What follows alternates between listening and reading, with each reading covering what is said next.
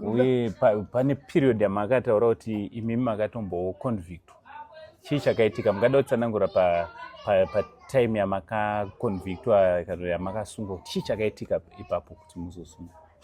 Pandakasungwa inini pandakasungwa ndakapedzisira kusungwa ndakanga ndarova mumwe musikana attempted murder.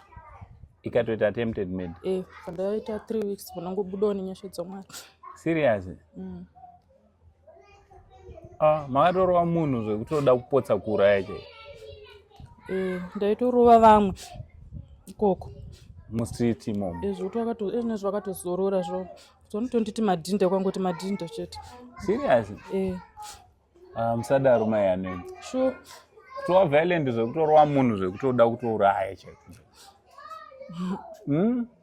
Correct. Ko before pamakamboenda yerobhari iyi hamuna kumbobatwa here kana kuti marobhari taitosungwa ndifunga ndakasungwa kanenge ka12.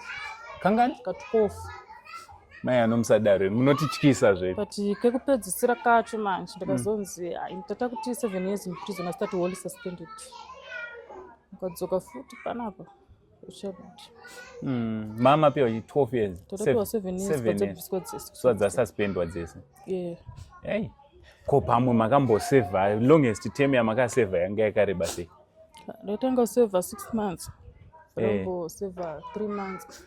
Ndamboseva mwedzi. Mungada kutiudza kuti ye6 months iyi chii chakanyatsoitika kuti makabatwa sei zvikazofamba sei? Takangobatwa tiri papa, takangorobherawo ipapo kuzi taimwa mabhurongo.